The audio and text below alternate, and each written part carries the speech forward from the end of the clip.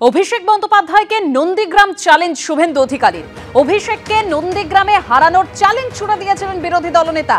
নন্দীগ্রামে 1 কোটি করে টাকা দিলেও কেউ মমতা বন্দ্যোপাধ্যায়কে ভোট দেয়নি। অভিষেক বন্দ্যোপাধ্যায়কে নন্দীগ্রামে দাঁড় করালেও কেউ ভোট দেবে না। আমি চাই অভিষেক বন্দ্যোপাধ্যায়কে এখানে পাঠাক। অভিষেক বন্দ্যোপাধ্যায়কে নন্দীগ্রামে হারানোর চ্যালেঞ্জ করেছেন শুভেন্দু অধিকারী।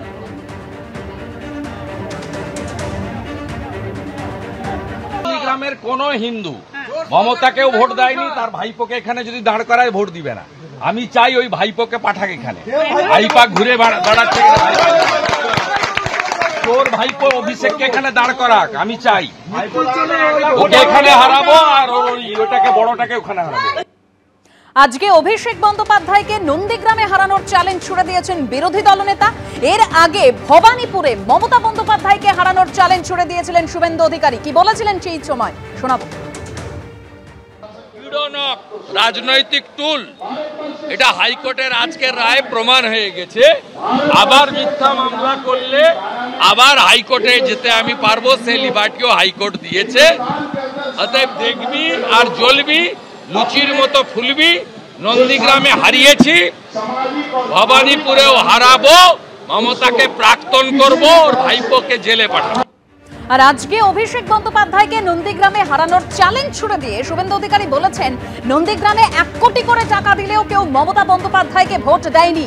অভিষেক বন্দ্যোপাধ্যায়কে নন্দীগ্রামে দাঁড় করালেও কেউ ভোট দেবে না। আমি চাই অভিষেক বন্দ্যোপাধ্যায়কে এখানে পাঠাক।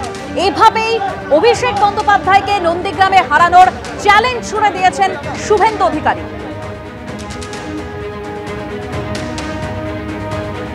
আর পাল্টা দেবাংশু ভট্টাচার্য তিনি আবার শুভেন্দু অধিকারীকে চ্যালেঞ্জ ছুড়ে দিয়ে বলছেন যে নন্দীগ্রামে কোনো বুথ কর্মী দাঁড়ালেও সে জিতবে। শুনুন। আরে শুভেন্দু বাবু, নন্দীগ্রামে আজকে অভিষেক বন্দ্যোপাধ্যায়েরও দরকার নেই। নন্দীগ্রামের যে অবস্থা শুভেন্দু অধিকারী করে রেখেছেন, তাতে তৃণমূল কংগ্রেসের একটা সামান্য বুথকর্মী ক্যান্ডিডেট হলেও নন্দীগ্রাম আজকের দিনে তৃণমূল কংগ্রেস জিতবে। আর শুভেন্দু বাবু শুধু সবাইকে নন্দীগ্রাম ডাকেন কেন? একটু শুভেন্দু বাবু যান দক্ষিণ 24 পরগনা একটা সিট থেকে ক্যান্ডিডেট হন না, ডায়মন্ড হারবার লোকসভার মধ্যে কোনো একটা সিট থেকে ক্যান্ডিডেট হন না, যান না একটু ক্ষমতা দেখবো, ক্ষমতা বোঝা যাবে। পৃথিবীর সবাইকে শুধু নন্দীগ্রামে ডাকছেন। আরে আপনিও একটু বেরোন বাড়ির বাইরে। বাড়িতে ঢুকে থেকে ঘেউ ঘেউ করে লাভটা কি আছে? বাড়ির বাইরে বেরোন, জগৎটাকে দেখুন। একদিকে আপনারা দেখছেন শুভেন্দু অধিকারী তিনি অভিষেক বন্দ্যোপাধ্যায়ের দিকে চ্যালেঞ্জ ছুড়ে দিচ্ছেন নন্দীগ্রামের উদ্দেশ্যে, অন্যদিকে আবার ভবানীপুরের উদ্দেশ্যে মমতা বন্দ্যোপাধ্যায়ের দিকেও চ্যালেঞ্জ ছুড়ে দিয়েছেন। আবার এই এসআইআর এর যে আবহ, তার মধ্যে আবার বিহলদেরও হুমকি দিয়েছেন বিরোধী দলনেতা। বক্তব্যের ভিডিও লিংক দিয়ে শুভেন্দু অধিকারীর বিরুদ্ধে নির্বাচন কমিশনের কাছে এবার নালিশ জানিয়েছে তৃণমূল কংগ্রেস। অপরাধমূলক ভীতি প্রদর্শনের অভিযোগ, এফআইআর করার আর্জি রাজ্যের শাসক দলের। যা বলেছি শুধু বিহারকে নিয়ে বলেছি, পাল্টা বক্তব্য শুভেন্দু অধিকারীর। বিহারে 52 জন বিএলও এখনো জামিন পায়নি। আপনাদের কিন্তু জেলে কাটাতে হবে। হুমকি দিচ্ছেন। নির্বাচন কমিশনের উচিত শুভেন্দুর বিরুদ্ধে অবিলম্বে এফআইআর দায়ের করা। 28 অক্টোবর থেকে রাজ্যে শুরু হয়েছে ভোটার তালিকার বিশেষ সংশোধন বা এসআইআর।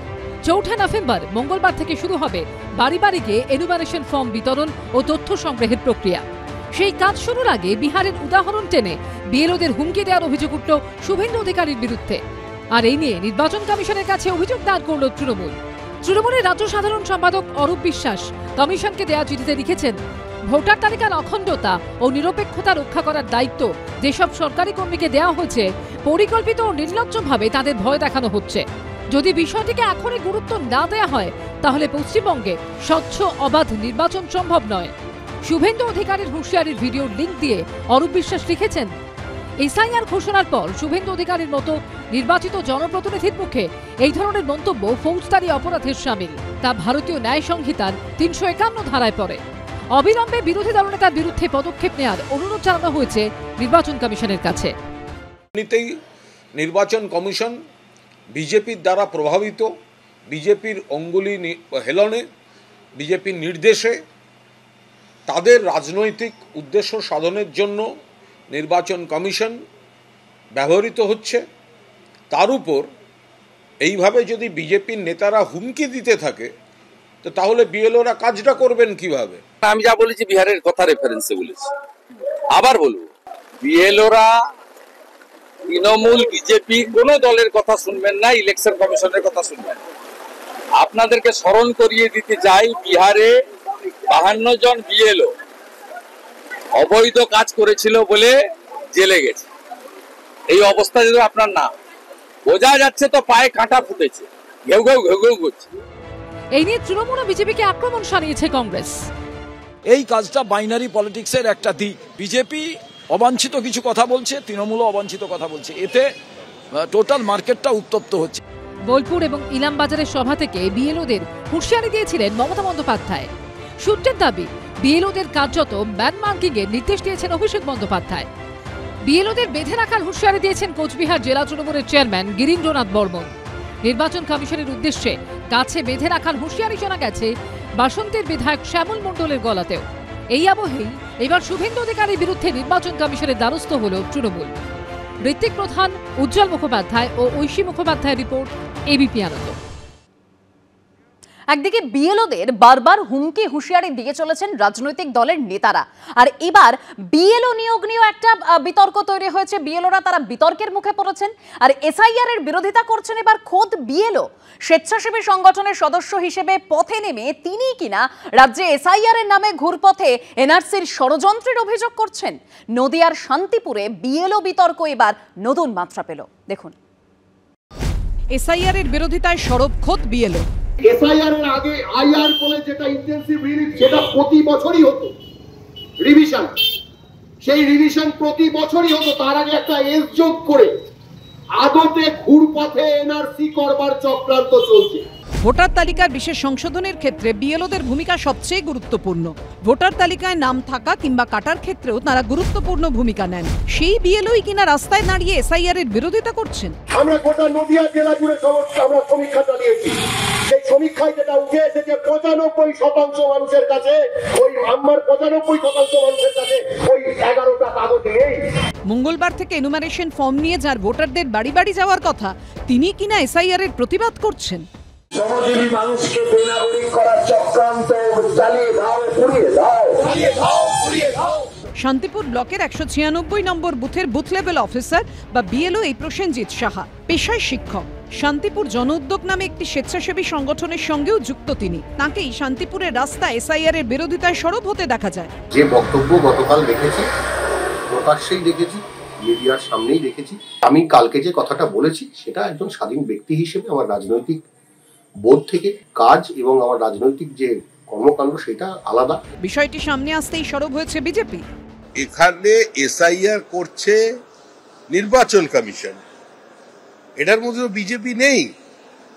নির্বাচন কমিশন একটা সাংবিধানিক সংস্থা। এবার সাংবিধানিক সংস্থা যদি আক্রান্ত হয় তাহলে মনে করতে হবে রাজ্যের সংবিধান এক্সিস্ট করছে না, তখন সংবিধানকে তার পথ খুঁজতে হবে।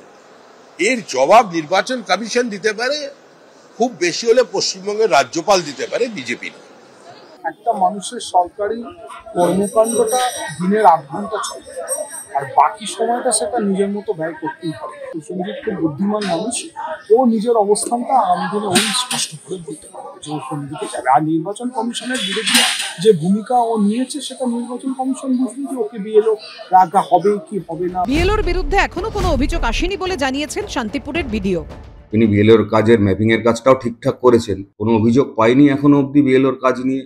আমি আপাতত ওনার বিএলওর কাজ নিয়ে সন্তুষ্ট। ওনার ব্যক্তিগত মতাদর্শ, ধ্যান ধারণা, কোথাও প্রতিবাদ, এগুলো নিয়ে আমি মতামত দিতে পারবো। বিভিন্ন জায়গায় যখন বিএলওদের তৃণমূল যোগের অভিযোগ নিয়ে বিতর্ক তৈরি হচ্ছে, তখন শান্তিপুরের এক বিএলওর এসআইআর এর বিরোধিতা করা নতুন বিতর্ক তৈরি করলো।